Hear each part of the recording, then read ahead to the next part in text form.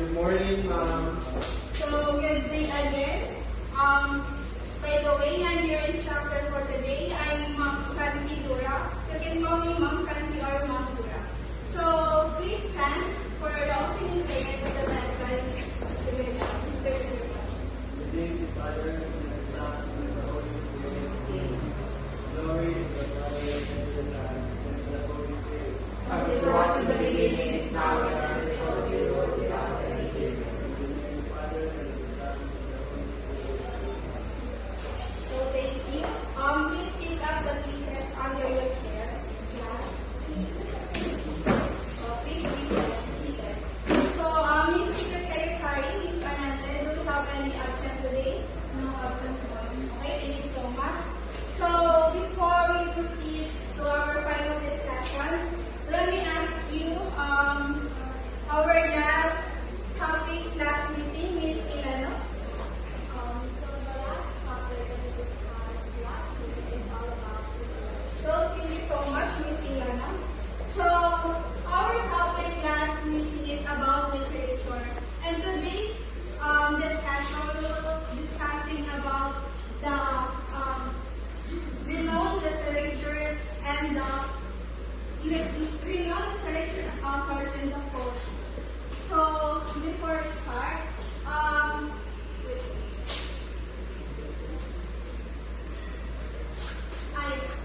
sorry.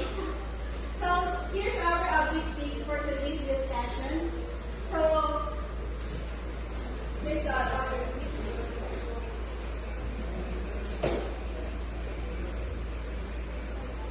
Okay, can you please read the objectives, Mr. Anzala? Objectives for today: to be familiar with renowned authors, appreciate the work of authors, identify the works of renowned authors and poets. Okay, thank you so much, Mr. Anzala. So, those are the topic to discuss all the flow of the discussion. So let's proceed to who is the renowned author in the literature. So first is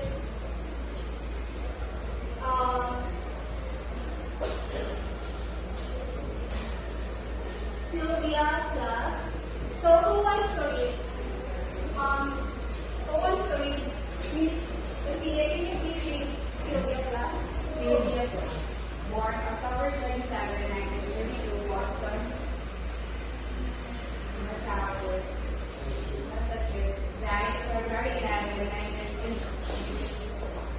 She is an American writer, poet, and novelist. So thank you so much, Miss Cecilia. So si Sylvia Plath is renowned poet, or before that, I will discuss first what is renowned means. So when we say renowned, ito yung famous author, famous author, or siya yung kilala na sa pagsusulat. So Sylvia Plath, so I have here the picture kung sino ba si Sylvia Plath. So I hope you guys can see. Yes. Okay, thank you so much.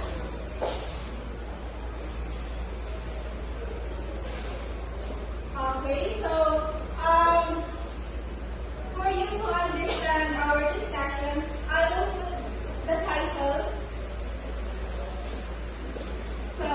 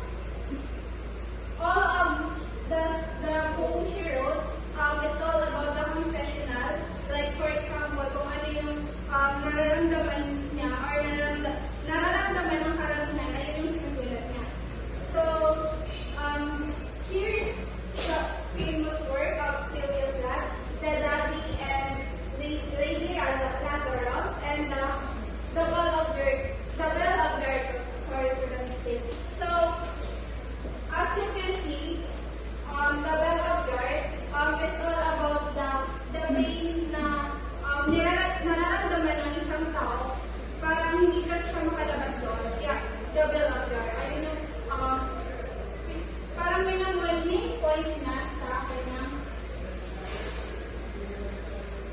goal. So, the next is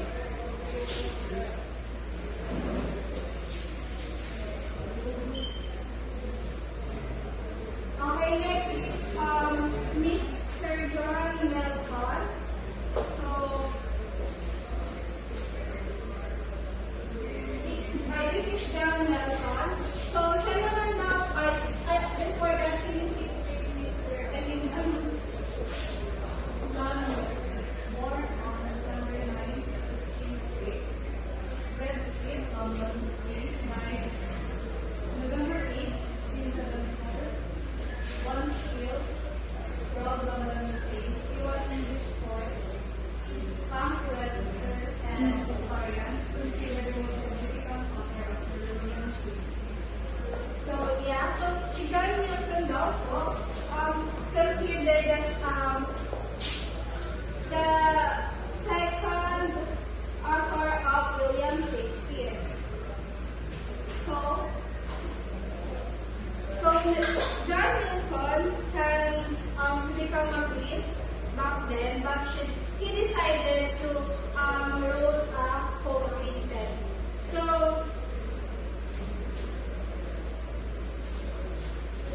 I have here the famous work of Mr. John Milton, which is the Paradise Lost, Paradise Regained, and Allegra, and the second Panse Blossom. So, hindi ko na pwede discuss one by one. So, ito na lang ang Paradise Lost. Sinulat ito ni Mr. John Milton. It's similar to the story of the biblical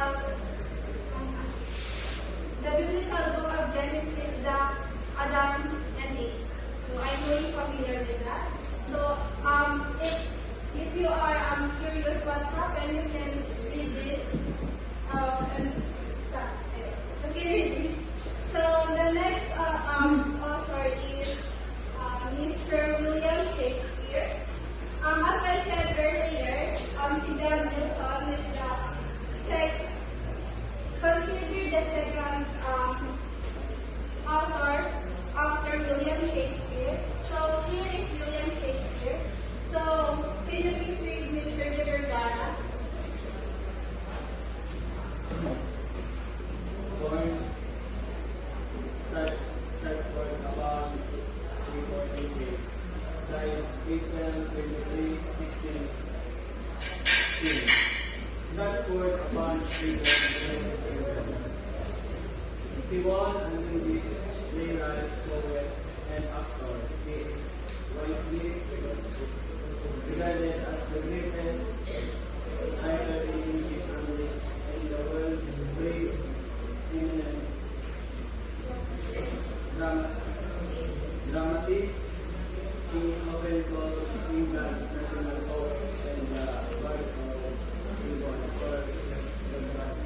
Thank you so much, Mr. De Vergara. So I know you are familiar who is William Shakespeare. So William Shakespeare is called as a dramatist kasi all of the story or quotes stories he wrote really are different. So he called also the bard of Avon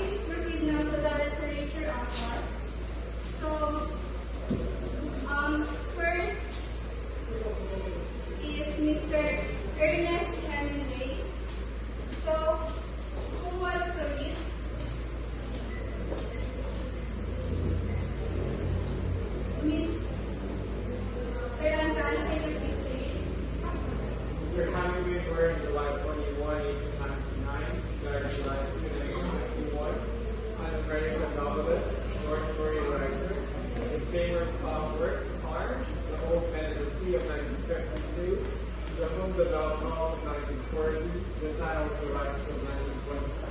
Thank you so much, Mr. Ansana. So, si Mr. Ernest Hemingway, nakilala siya dahil sa sinulat niyang The Old Man and the Sea. So, The Old Man and the Sea is how perseverance and dignity can help one battle through the struggles in life. Pero ayun yung minimate itong story na to. So, let's proceed now to J.K. Rowling. So, sino nga ba si J.K. Rowling? So, or J.K. Rowling or Joanne Kathleen Rowling. So, ginamit niya yung pangalan na J.K.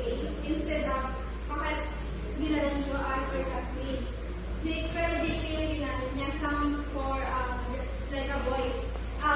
Kasi daw naisip niya na ang mga sikat daw na author noon is mga lalaki. So, kailangan yung gawin pang lalaki yung pangalan niya para maging sikat siya. So, known by her pen name J.K. Rowling and a British author and philanthropist. Nakilala siya. If you know the story, The Harry Potter. Yes. Very, very good. So, siya yung nagsalat nun, The Harry Potter.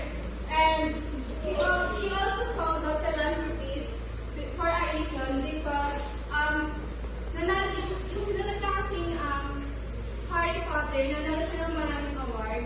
So, instead na parang sa kanya na lang, binigay niya sa isang charity. So, ayun din yung isa sa mga advocacy ni Mr. J.K. Rowling or Joanne Kathleen Rowling. So, let's proceed now to the last one. Okay. Si Gabriel Garcia Marquez or Gabriel Marquez. Can you please read Mrs. Hernandez? Gabriel Marquez, born on March 6, 1927, April 17, 2014, he was one of the best known Latin American writers in history. He won a Nobel Prize for Literature, mostly for his masterpiece of naturalism, father of naturalism, and his previous work is 100 Years of Solitude. Okay, thank you so much, Ms. Hernandez. So, si Gabriel Marquez daw po ay tinatawag na father of magic realism. So, kapag may nagtanong sa inyo kung sino ang father of magic realism in writing, in writing a story, it's Gabriel Marquez. So, that's all for our discussion for today. So, you guys have questions? Class? I'm so far. Okay. So I have here an activity. I want you all to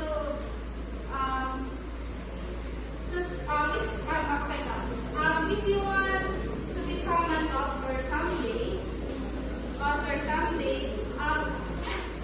want you all to write as title and why that you bakit yun yung title na napili nyo? Why didn't you choose the title? So, naintindihan po ba? Yes, ma'am. Okay, so I'll give you at least 2 minutes. Title lang naman, hindi naman kayo gagawa ng ano. Okay, guys? I'll give you 2 minutes.